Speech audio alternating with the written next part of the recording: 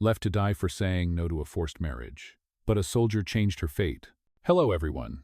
Before we begin today's story, I have a small favor to ask. Please hit subscribe and turn on the notification bell so you never miss our channel's new videos. It is quick, free, and the best way to support us in bringing you more dramatic stories. Your support means the world to us. Where are you watching from? Drop your city or country in the comments below. Thank you very much. Now, let us return to our main character. She was left to die in the middle of the desert just because she said one word: no. The wind howled across the endless dunes, carrying the sting of sand like shattered glass. Under the fading orange sky, a torn white veil fluttered weakly against a rock. Beneath it, Layla Noor lay motionless, her skin pale beneath the bruises that marked her defiance. A few hours earlier, she had stood before hundreds of guests, a trembling bride forced into a marriage she did not choose. When the officiant asked if she would accept General Karim as her husband, she lifted her chin and said clearly, no. That single word echoed through the courtyard like a gunshot. Her father's face turned to stone. The guards grabbed her arms. By nightfall, the celebration had turned into punishment. She was thrown into the back of a truck, driven miles into the desert, and left under the indifferent stars. The men's laughter faded into the wind. Let the sand teach her obedience, one of them said before the engine roared away. Hours passed. Her breath became shallow, her lips dry and cracked. The moon rose high, cold and white. She pressed her hand against her chest and whispered a prayer she could barely remember. In her palm, a silver bracelet bent, broken cut into her skin. It was the last piece of her mother, a quiet promise of freedom she once believed she had. Meanwhile, miles away, a convoy of American peacekeeping vehicles rolled across the barren landscape. Captain Ryan Hale sat in the front seat, scanning the horizon through dusty glass. The radio crackled with static. "Nothing out here but sand and ghosts," one of his men muttered. Ryan's gaze caught something glinting near a ridge. "Stop the truck," he ordered. The engine slowed, and silence fell except for the whine of the desert wind. He stepped out, boots crunching on gravel. The light from his flashlight swept over the rocks, then froze. A figure, a woman, barely breathing. "She is alive," he said, kneeling beside her. Her pulse was weak, her face half hidden by sand, but her eyes fluttered open for a moment. Fear and disbelief flickered in them. "Who are you?" she rasped. "Someone who is not going to leave you here," Ryan answered quietly. He lifted her carefully, wrapping his jacket around her shoulders. The fabric swallowed her small frame, still trembling from the cold. Her voice was barely a whisper. "Why? Why would you help me?" Ryan glanced toward the horizon where the first hint of dawn touched the dunes. "Because no one else did." The headlights from the convoy cast long shadows across the sand as he carried her towards safety. In that silent moment, their worlds, hers of pain and exile, his of duty and regret, crossed paths. Neither of them knew it yet, but that night, in the middle of the desert, a single act of mercy would begin to rewrite both of their destinies. And for the first time in a long while, the wind that once carried only death carried something else: hope. When Layla opened her eyes again, everything around her was white. The hum of machines filled the quiet room. Her body felt heavy, wrapped in the scent of antiseptic and clean linen. For a moment, she thought she had died. Then she saw the drip line above her and realized she was still alive. She turned her head slightly, wincing at the sharp pain in her neck. A small flag patch on a soldier's uniform caught her eye. Captain Ryan Hale sat nearby, his elbows resting on his knees, staring at the floor. His uniform was dusty, his expression unreadable. When he noticed her gaze, he stood up quickly. "You are awake," he said softly. His voice was calm but firm, the kind of voice that carried both command and care. Layla blinked. "Where am I?" "You are at a United Nations field base near Al-Safir," Ryan replied. "You were found in the desert last night, dehydrated, bleeding, but alive." She tried to sit up, but her strength failed her. "Why would you save me? You do not even know who I am." He hesitated before answering. "You were left to die. That was reason enough." Once the nurse entered, checked Layla's vitals, and left without a word.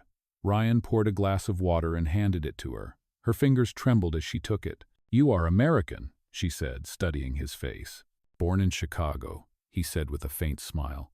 "But lately, I live out here." She tried to return the smile, but could not. Her lips quivered. "You should not have helped me. They will come for me. They always do." Ryan frowned. "Who will?" Layla turned her face away. eyes fixed on the pale tent ceiling. General Karim, the man my father wanted me to marry. When I refused, they said I had dishonored my family. They dragged me out of my home like an animal. I begged them to stop. My father did nothing. Her voice cracked. They left me under the stars and told me God would decide if I deserved to live. The silence that followed was long and heavy. Ryan finally said, "You do not deserve what they did." "One?" Layla gave a small, bitter laugh. "In my country, saying no is a crime when you are a woman. You can be educated, but you cannot choose." He looked at her, his jaw tight. "Where I come from, we fight so people can choose." For the first time, she met his eyes fully. There was no pity there, only quiet conviction. Something inside her eased. A few hours later, the sun dropped low beyond the horizon. Through the canvas window, Layla could see the soldiers outside, working, laughing, existing in a world that seemed impossibly far from hers. Ryan returned with a bowl of soup. "You should eat," he said. She hesitated but took the spoon. "Thank you, Captain." "Ryan," he corrected gently. "Just Ryan." The warmth of the soup reached her chest. She looked at him again. "Do you always rescue strangers?" He gave a half smile. "Only the ones who still believe they can be saved." "One." Layla paused, unsure how to answer. "I stopped believing a long time ago." "Then start again," he said simply. Later that night, Ryan stepped outside her tent, the cool desert wind brushing his face. He looked up at the stars, sharp, bright, endless. Inside, Layla lay awake, listening to the faint sound of soldiers talking, the rhythm of safety she had not felt in years. For the first time since that night of horror, she allowed herself to breathe deeply. Somewhere inside her, a tiny spark flickered, the kind that only appears when a heart begins to remember what hope feels like. And outside, Captain Ryan Hale stood guard, unaware that the woman he had pulled from the sand would soon change everything he thought he understood about courage, compassion, and love. The next morning, sunlight filtered through the thin canvas walls, painting soft gold lines across the floor. Layla woke to the faint sound of engines and men shouting orders in English. She sat up slowly, feeling the stiffness in her limbs. Her bandages had been changed, and someone had placed a clean set of clothes at the end of the bed. They were simple, an oversized shirt and pants that clearly belonged to the base supply. Ryan stepped in carrying 2 metal cups of coffee. "You are early," he said, offering one to her. "You must be feeling better." "Yay?" She took it carefully, the warmth spreading through her hands. "Better, yes," she said quietly, "but still lost." He pulled up a chair beside her bed. "That makes 2 of us." Layla looked at him curiously. "You? You have a uniform, a purpose. How could you be lost?" Ryan stared into his coffee for a moment. "I had a wife," he said. "She was a relief worker. We came here together 3 years ago. She believed she could save everyone. Then one day, her convoy was ambushed. I was minutes too late." His voice softened. "After that, I stayed. Maybe to finish what she started. Maybe because I did not know where else to go." Layla's eyes lowered. "I am sorry," she whispered. He nodded once. "You remind me of her, in a way." She never stopped believing that one act of kindness could still matter. Layla gave a faint, uncertain smile. "Kindness feels dangerous where I come from." Outside, the call of a helicopter echoed through the camp. Ryan stood, adjusting his sleeves. "There is a doctor coming from the main base this afternoon. He will check your condition. Once you are cleared, we will discuss where you can go next." She tensed. "Go? Where would I go? My family will not take me back. Karim's men will hunt me if they know I live. I have nowhere." Ryan hesitated. "There are programs that help refugees. You could apply for asylum." Layla shook her head. "You do not understand. They will call me dishonored. No country wants the woman who defied her father." He met her gaze. "Then we will find another way." She looked at him as if testing whether she could trust those words. There was no promise in his tone. No empty comfort, just quiet determination. As the day passed, Layla rested near the tent entrance, sketching lines in a small notebook she had found on a supply crate. The pencil trembled in her hand. Ryan passed by and paused. "What are you drawing?" She turned the page toward him. It was a rough outline of the sea, waves rising beneath a distant horizon. "My mother used to tell me that freedom looked like this," she said. "I have never seen it." Ryan studied the drawing. "You will." A sudden gust of wind lifted the corner of the paper. Layla held it down, smiling faintly.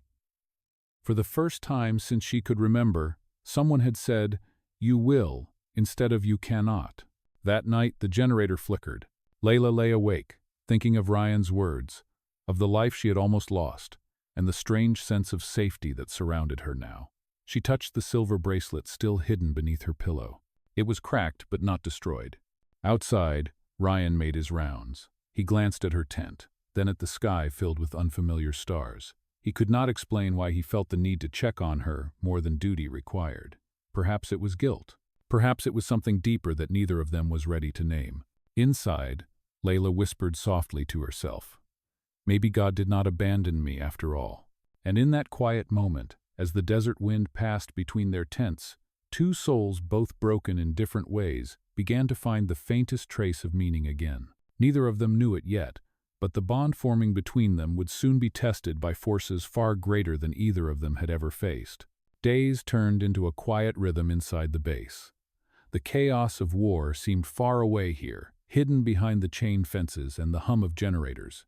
Layla began to walk short distances each morning, her steps still careful but steadier than before. The soldiers grew used to seeing her, greeting her politely as she passed. Most of them did not know her story, and Ryan never told them. Every evening, he found time to check on her. Sometimes he brought tea, sometimes nothing at all, only his presence. One night, as the wind carried the distant howl of sand across the desert, Layla sat outside her tent, staring at the horizon. Ryan joined her, holding 2 cups of warm water. "You should rest," he said. "I cannot," she replied softly. "When I close my eyes, I still hear their voices. The laughter, the truck leaving me behind." Ryan sat beside her in silence for a moment. "Nightmares do not disappear," he said quietly. "You just learn to live louder than they do." Layla looked at him. "Do you have nightmares?" "Every soldier does," he answered. "Some nights I see her again, my wife. She asks why I am still here. I never have a good answer." The wind fell still for a second, and in that silence, something fragile passed between them, shared pain that did not need translation. She turned her eyes back to the horizon. "Maybe we are both trying to make sense of what is left." He nodded. "Maybe we are." "Well, no." From that night on, they spent more time together. Ryan showed her how to read simple English sentences from the old manuals lying around the supply room. In return, Layla taught him a few Arabic words, laughing softly when his pronunciation failed. "You sound like a child learning to speak," she teased one evening. He smiled. "Then you are a good teacher."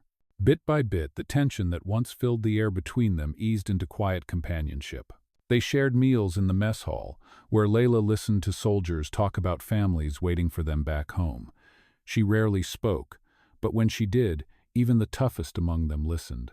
There was something steady in her tone. Pain turned into dignity. One afternoon, she found Ryan cleaning his rifle near the edge of the base.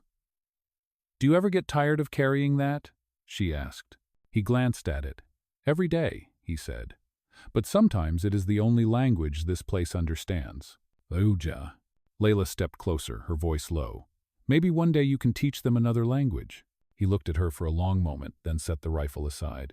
"Maybe you already are." That evening the sky turned crimson with dust. The sunset bathed the camp in a strange glow, and Layla felt an unfamiliar calm. She sat at the table inside the medical tent, drawing again the same sea she had once imagined. Ryan approached quietly, watching her pencil move. "What do you see in that?" he asked. She smiled without looking up. "A place where no one owns another person. A place where the wind is not angry." He watched her draw for a while, then said softly, "You will see it someday. I will make sure of it." She looked up, eyes shining in the fading light. "You cannot promise that." "Maybe not," he said. "But I can try." That night, for the first time, she slept through until morning. No nightmares, no screams. Only the soft murmur of the desert beyond the walls, as if even the wind had grown tired of cruelty. Outside, Ryan sat against the fence, half asleep under the stars. In his pocket lay the silver bracelet he had found beside her that first night. He had meant to return it, but something stopped him. Somehow, it felt like holding on to a piece of her story, a reminder of why he stayed. Neither of them knew it yet, but the piece they had found was fragile, and soon the world outside would remember them both. The calm that had settled over the base did not last long. One morning, the sound of engines thundered across the desert. Dust rose on the horizon, and within minutes, a convoy of unfamiliar vehicles appeared near the gates. The soldiers on watch went alert, hands gripping their rifles. Ryan was already outside, his voice firm as he issued commands.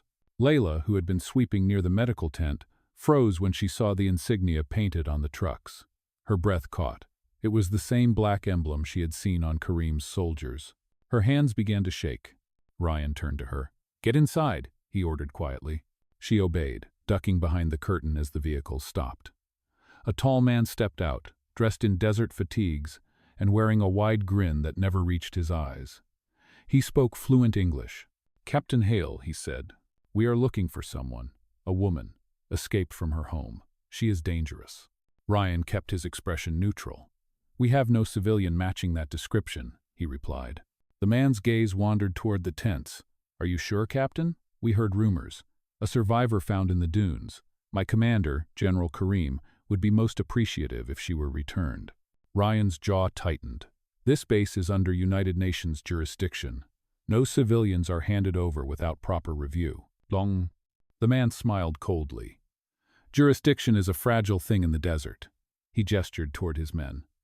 "If we find her ourselves, we will take her." Ryan stepped forward. "You will not search this base." The air grew tense. Behind the fabric of the tent, Layla pressed her hand to her mouth to keep from making a sound. She could hear every word, every pause. Finally, the man shrugged. "Perhaps another day, Captain. But the general does not forget what belongs to him." "No, Kay." When the convoy left, Ryan exhaled slowly. He turned and found Layla standing behind him, her face pale. "They know," she whispered. "He knows I am alive." Ryan rubbed a hand over his face. "We can move you to another sector, maybe the main compound near the city. It will be safer there." Her eyes filled with tears. "Safe? There is no such place for me." He looked at her, the anger in his chest rising not at her, but at the world that had made her right. "I will not let them take you," he said. That night, Ryan met with his commanding officer through a radio call. "Captain Hale," the voice on the other end warned, "you are to maintain neutrality. If this woman is claimed by local authorities, we cannot intervene without authorization." Ryan gripped the radio tightly. "Authorization?" he said bitterly. "She will be executed." "Stand down, Captain." "That is an order." "Laman." He sat in silence long after the transmission ended, the static echoing in his ears.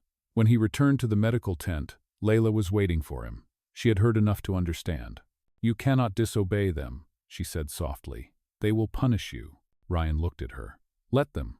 I have disobeyed worse." She stepped closer, her voice trembling. "Why would you risk everything for me?" He did not answer right away. Finally he said, "Because no one should have to beg for the right to live." Layla's eyes glistened. "If you help me, they will ruin your life." Ryan's expression hardened. It would not be the first time someone tried. Outside, the wind howled again, sweeping across the desert like a warning. The calm they had built together was crumbling. Somewhere beyond the dunes, Kareem's men were preparing to return. Layla stood in the quiet tent, her heart heavy with both fear and gratitude. For the first time since her escape, she understood what it meant for someone to choose her side. And Ryan, standing guard at the edge of the camp, knew he had already crossed a line he could never return from. He had chosen conscience over command, and soon, the cost of that choice would come for them both. The next night came without stars. The air was heavy, and every shadow seemed alive. Ryan stood near the fence line, his radio silent, his thoughts louder than the desert wind. He knew the order from command was final, but he also knew what it meant. If he followed it, Layla would die. If he broke it, he would lose his career, maybe even his freedom. Inside the medical tent, Layla sat on the cot, her eyes fixed on the faint light seeping through the canvas. She had not slept since the visit from Kareem's men. Every sound outside made her flinch. When Ryan entered, she rose quickly. "What did they say?" she asked. "They said I am not allowed to protect you," he answered. His voice was calm, but the tension in it was unmistakable. "They will come back, Layla, probably tomorrow." Her face went pale. "Then I should leave. Alone. If they find me here, they will punish you." Ryan shook his head. "You will not survive out there by yourself." "I survived once," she said. He met her eyes. Barely. They stood in silence for a long moment. Then he said quietly, "There is an old supply route through the western dunes. If we leave before dawn, we can reach the Allied checkpoint before Kareem's men arrive." She hesitated. "You would go with me?" "Yes," he said simply. I will get you across." Before she could reply, an explosion shattered the night. The ground trembled, and alarms blared across the camp. Ryan grabbed his rifle and pulled Layla down. "They are here," he said through clenched teeth. Shouts echoed outside, commands, confusion, the sound of engines and gunfire in the distance. The attack was fast, organized, and deliberate. Ryan grabbed a small pack of supplies and handed it to her. "Stay close," he said. "Do not stop unless I tell you." They moved through the smoke and chaos, ducking behind sandbags and abandoned vehicles. The red glow from burning fuel lit up the night like fire on water. Layla's heart pounded as she tried to keep up, her bare feet slipping in the sand. At the edge of the base, Ryan led her toward a maintenance gate half hidden by debris. "This way," he said, pushing it open. They ran into the darkness, away from the sound of battle. The wind howled through the dunes, carrying the smell of smoke and metal. After nearly an hour of walking, the camp was nothing but a flicker of light behind them. Ryan stopped, checking their compass. "We are heading west," he said. "If we keep moving, we will reach the checkpoint by morning." "Yoko." Layla tried to nod, but exhaustion was pulling her down. She stumbled, catching herself on his arm. "I cannot," she gasped. He steadied her. "Yes, you can." Her breathing was uneven, her skin pale. Ryan removed his jacket and wrapped it around her shoulders. "Rest for 5 minutes," he said. She sank to the ground, trembling. "Why do you keep helping me?" He looked out across the endless desert. "Because I promised myself I would never walk away again." Lay. They rested only a moment before distant headlights appeared over the ridge. Ryan's hand went to his weapon. "Move," he said urgently. They ran again, weaving through the dunes. A shot cracked the air, then another. Sand erupted beside them. Ryan turned, firing 2 quick bursts to cover their retreat. One of the pursuers went down, but there were more. He grabbed Layla's hand and pushed her forward. They reached a shallow ravine just as the first light of dawn touched the sky. Ryan pulled the pin on a smoke grenade and threw it behind them. A thick gray cloud rose, swallowing the view. "Keep going," he shouted. As they stumbled down the ravine, Layla heard another shot. She turned and saw Ryan fall to one knee, clutching his side. "Ryan!" she cried, rushing to him. "I am fine," he said through gritted teeth. "Keep moving." But the blood on his fingers said otherwise. Still, he forced himself up, pushing her ahead. Behind them, the sound of engines faded into the distance. When they finally stopped, the sun was high, burning the sand white. Layla turned to him, tears in her eyes. "You are hurt," she whispered. Ryan sank to the ground, his breathing shallow but steady. "It is nothing," he said. "We are almost there." She knelt beside him, pressing her scarf to his wound. "You saved me again," she said. He met her gaze, his voice barely above a whisper. "No, Layla, this time you save me." Pavo. And as the desert wind swept over them, the horizon shimmered with the faint promise of safety, still distant but real. The sun climbed higher, turning the desert into a furnace of light.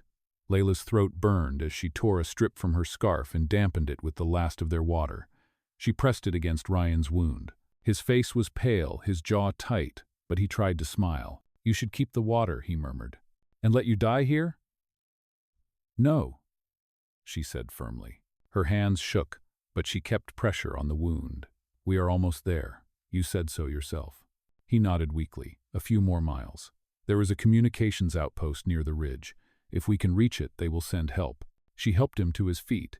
Each step felt heavier than the last, the heat wrapping around them like smoke. The sand seemed endless, but in the distance, a faint glimmer broke through the waves of heat and antenna, barely visible against the sky. Layla felt her heart surge. "I see it," she whispered. Ryan's lips curved into a faint smile. "Then keep walking." By the time they reached the outpost, Ryan's strength was gone. He collapsed just inside the broken gate. Layla fell to her knees beside him, her hands searching for the radio equipment.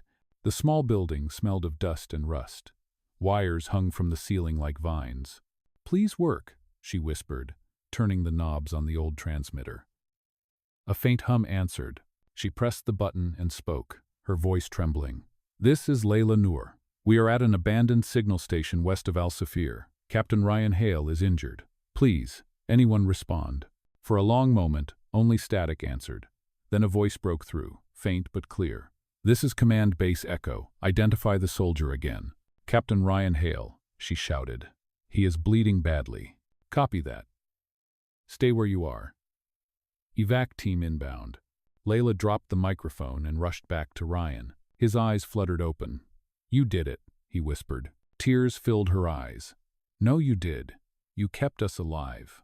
He reached into his pocket and pulled out the small silver bracelet she had thought she lost. I was going to return this, he said softly. Guess now is a good time. Her breath caught. You kept it? He nodded. It reminded me that broken things can still be worth saving. The sound of a helicopter began to echo over the dunes. Layla looked up, shielding her eyes from the glare. They are coming, she said, voice trembling with relief. Ryan smiled faintly. Good. Maybe this time we both get to live. As the rescue team landed, the wind from the blades whipped through the sand, carrying away the traces of blood and struggle. Layla held Ryan's hand tightly as they lifted him onto the stretcher. For the first time since that terrible night, she felt something stronger than fear-faith. As the helicopter rose into the sky, the desert below them seemed to shrink, no longer a graveyard of silence but a place where two lives had crossed and refused to surrender. And though Ryan's eyes closed as exhaustion took him, his last words reached her through the roar of the engines. Do not stop believing, Layla. The rhythmic sound of monitors filled the hospital room. Pale light from the window spilled across the sheets, softening the sterile white walls. Layla sat beside the bed, her hands folded tightly in her lap. Ryan lay still, pale but alive, a bandage wrapped around his side. He had been unconscious for 2 days since the rescue. Every hour, she checked his pulse, whispered a prayer, and hoped he could hear her. When the door opened, a doctor entered quietly. He is stable, the doctor said. The bullet missed the artery. He needs rest and time. Layla exhaled, tears welling in her eyes. Thank you, she said softly. Later that evening, when the room was quiet, Ryan's eyes opened. He blinked, disoriented, until he saw her. Layla, he whispered. She leaned forward quickly, relief flooding her face. You are awake, she said. He tried to smile. You look terrible, he teased weakly. She laughed through her tears. You almost died, and you are still making jokes. His expression softened. Did we make it? Yes, she said. We are safe. The rescue team brought us to the United Nations compound near the coast. You are a hero, Ryan. They said you broke protocol to save me. He closed his eyes, a faint sigh escaping his lips. Then I suppose I will be in trouble again. They should give you a medal, she said. Ryan's gaze met hers. I did not do it for medals. A week later, the base was buzzing with reporters and officials. Ryan's story had reached international news. An American captain who defied orders to rescue a woman condemned by her own people. Some called him reckless, others called him brave. When the review board questioned him, Ryan spoke simply. I did what any man should do when confronted with injustice. I followed conscience, not command. Layla watched from the gallery, her heart pounding. For the first time, she saw him not just as a soldier, but as a man who had chosen mercy over obedience. A few days later, the results came. Ryan was cleared of all charges. Instead of punishment, he was commended for extraordinary humanitarian action. The United Nations granted Layla asylum and offered her a scholarship to study international law. At the ceremony, she stood on stage with trembling hands, reading a short statement prepared for her. To the man who saved my life, I say this. You did not just rescue me from death. You reminded me that kindness is stronger than fear. Twun? The audience applauded, but Layla's eyes found only Ryan's face in the crowd. He smiled, proud and quiet. After the ceremony, she approached him. You see, I told you they should give you a medal. He laughed softly. You were right. She reached into her pocket and held out the silver bracelet, now polished and whole. It belongs to you now, she said. A reminder that even broken things can be repaired. Ryan took it carefully, his voice low. Then let it remind us both. Tuaida. Outside, the evening sun touched the sea beyond the compound walls. The air smelled of salt and freedom. For the first time in years, Layla felt that the world was not closing in, it was opening. And as Ryan stood beside her, the light caught the silver on his wrist, gleaming like a quiet promise that neither of them would ever walk alone again. Months passed, and the world slowly began to feel like a gentler place. Layla settled into her new life near the coast, attending classes during the day, and volunteering at a refugee clinic in the evenings. The rhythm of her days was quiet, but fulfilled with purpose instead of fear. Every morning she walked to the shoreline before sunrise, letting the ocean breeze wash over her face.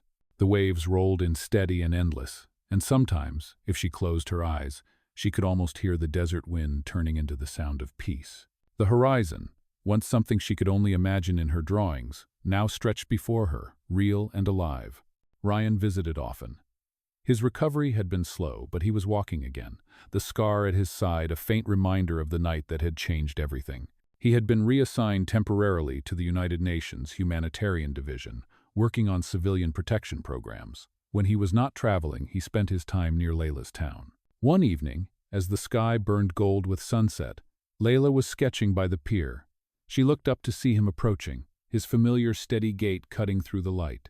He carried 2 cups of coffee. "I thought you might still be working," he said, handing one to her. She smiled. "You were right. Old habits." Ryan sat beside her, watching the sea. "You seem happier," he said.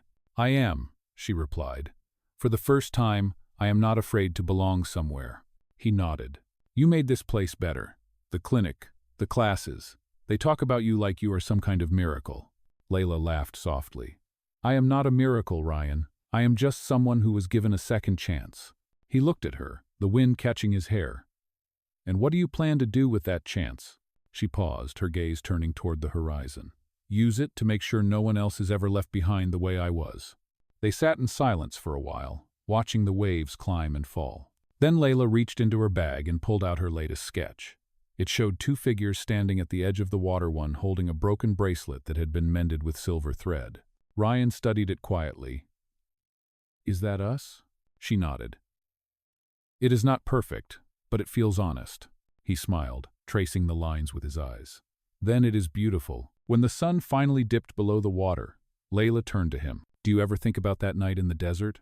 "Every day," he said softly. "It reminds me that sometimes the smallest act of mercy can rewrite an entire life." She looked at him, her eyes shining in the fading light. "It saved 2 lives, Ryan. Yours and mine." He reached for her hand, holding it gently. "Then let us live both of them well."